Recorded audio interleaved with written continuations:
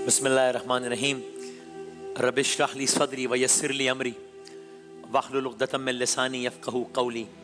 दास्तान अंबिया, दास्तान कुरान, दास्तान सुलेमान अलैहिस्सलाम जारी है। क्विक रिकैप और आगे बढ़ते हैं। अल्लाह के नबी हैं सुलेमान अलैहिस्सलाम। दरबार में एक परिंदा हुदहुद मौजूद नहीं है।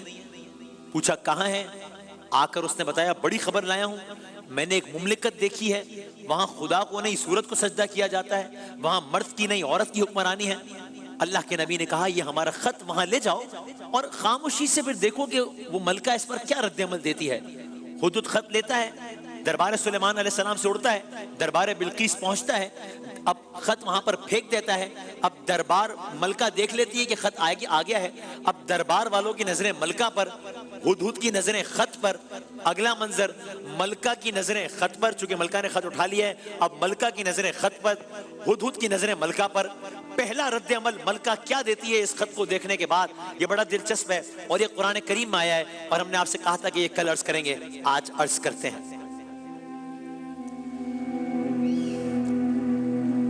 सो दरबारे बिल्किस लगा हुआ है, बड़ा दरबार है ये भी। ऑफ कोर्स सुलेमान अलैहिस्सलाम जितना बड़ा दरबार नहीं है, लेकिन इस दरबार की भी अपनी हैबत है। बड़ा तख्त है, लोग बैठे हुए हैं और एक बहुत ही अनएक्सपेक्टेड डेवलपमेंट हो गई है कि एक अजब तरीके से एक परिंदे ने आके एक खत फेंक दिया है और मलका ने उठा लिया है। सो दरबारियों में तजस्सुस है कि ये हुआ क्या है। और मलका ने भी जब खत उठाया है तो बहुत हैरत से उठाया है, इसलिए कि आज तक इसके पास जो भी पैगामात आते थे, खत आते थे, वो दूसरे बादशाहों की तरफ से आते थे। तो ऑफ कोर्स कोई ना कोई सफीर लेकर आता था ना, कोई रिप्रेजेंटेटिव लेकर आता था या कोई डेलीगेशन लेकर आता था। यहां तो खत ऊपर से फेंका गया है। तो ये मामला भी बिल्किस और दरबारियों को हैरत ज़दा कर देने के लिए काफी था। बस मलका बिल्किस एक समझदार पढ़ी लिखी औरत थी, खत उठाया, खामोशी से वो खत पढ़ा। दरबार में मलका हुदहुद का दिया हुआ खत सुलेमान अलैहिस्सलाम की जानिब से लिखाया गया खत पढ़ रही है और दरबारी मलका का चेहरा पढ़ रहे हैं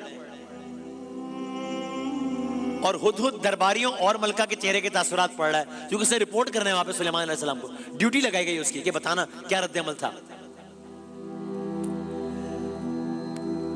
इधर मलका खत पढ़ रही है और हैरत ज़दा हो रही है, उधर दरबारी उसके चेहरे के उतार चढ़ाव देखकर एक कैफियत में मुब्तला हो रहे हैं।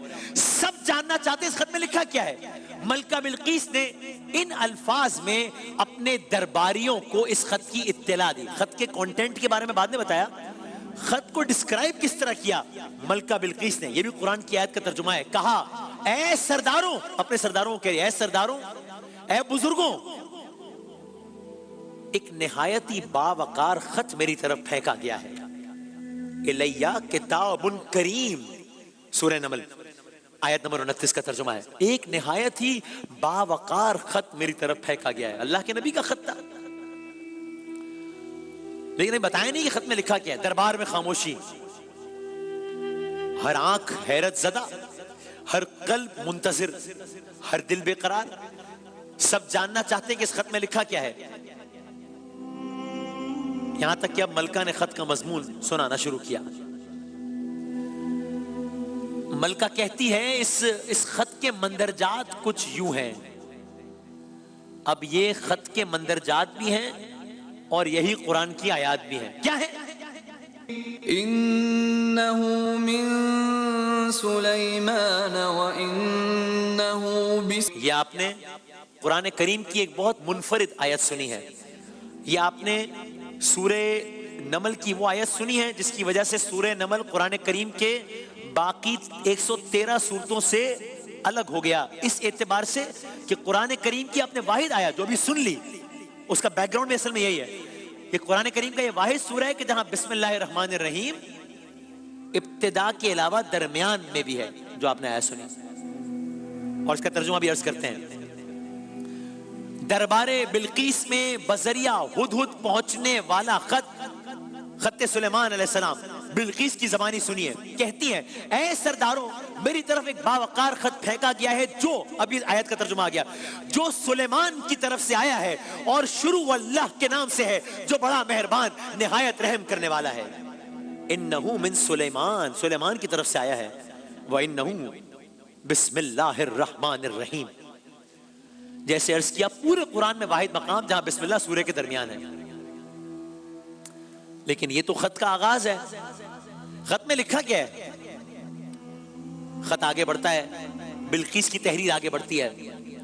बिल्किस खत पढ़ रही है, मैं सुलेमान अलैहिस्सलाम, मैं तुम्हें नसीहत करता हूं कि तुम मेरे मुकाबले में सरकशी से काम ना लो, हक के सामने सरे तस्लीम खम करते हुए हमारी समत आ जाओ।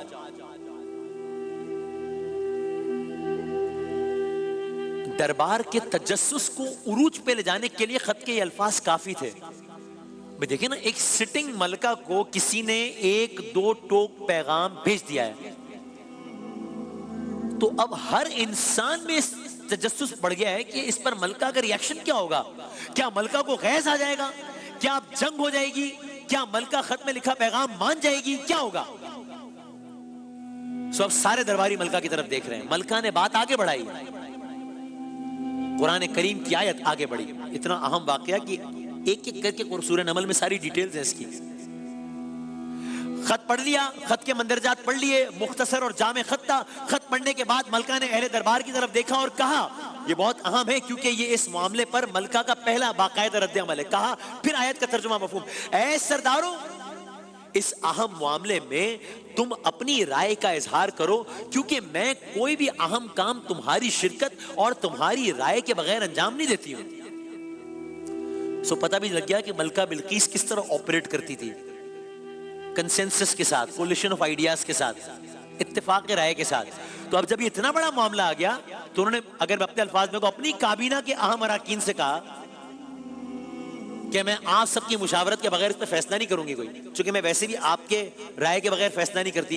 गोया मलका ने इस अहम तरीन मामले पर तनहा कोई फैसला करने के बजाय मुशावरत का ऐलान कर दिया। The floor is now open for discussion. So अब दरबारियों के रद्द अमल का इंतजार है। अब ये सूरत हाल यूं मजीद दिलचस्प हो गई है कि अब ये एक फर्द का मामला नहीं रहा, अब ये सबका मुश्तरका फैसला होगा जो भी होगा। तो अब तो दरबार में हर जगह इस पर गुफ्तो शनीद शुरू हो गई होगी।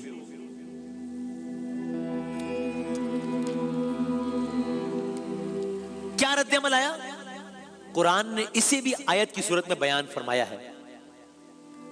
कहा, आयत का तर्जुमा है, कहा, हम बड़ी ताकत वाले हैं, हम बड़े जंगजू हैं, लेकिन आखिरी फैसला आपके हाथों में है। देखिए आप क्या हुक्म देती हैं। ये डायलॉग ये किसने किससे कहा है? जो भी मैंने आपकी खिदमत में पढ़ के सुना है, ये गोया काबीना ने या सरदारों ने मलका से कहा है। ये कैपेसिटी है हमारे पास, ताकत वाले हैं, जंगजू हैं।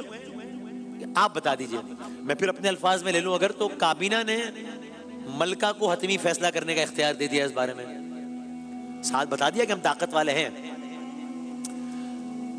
किस कदर अहम है ये डायलॉग जो कुरान करीम की जीनत बन गया है आयत की सूरत में। सो दरबारियों ने कहा, जैसे आप कहें वैसे करेंगे, मगर हम भी जंग को तैयार हैं। अब सब मलका की तरफ देख रहे हैं कि अब मलका इस पर क्या कहती है, ताकि किसी हतमी नतीजे पर पहुंचे ना कि करना क्या है। मलका ने फिर लबकुशाई की। फिर एक आयत का तर्जुमा आपकी खिदमत में पेश करता हूं। मलका कहती है, देखो, बादशाह जब किसी शहर में दाखिल होते हैं, आयत पढ़ रहा हूं मैं, बादशाह जब किसी शहर में दाखिल होते हैं तो उसको तबाह कर देते हैं, अहले इज्जत को अहले जिल्लत बना देते हैं, इसी तरह ये भी करेंगे। अब सब ने मलका की ये बात सुन लिया। ये मलका क्या कहना चाह रही है, इस बात का क्या मतलब है? यानी जंग करनी है या सरेंडर करना है? अभी अर्ज करते हैं, इन दोनों में से कुछ नहीं करना। अभी जंग का फैसला भी नहीं हुआ, अभी सरेंडर का फैसला भी नहीं हुआ। तो फिर अभी मलका ने एक और लाहे अमल बनाया है जो इन दोनों से हटकर है। वो फैसला क्या है,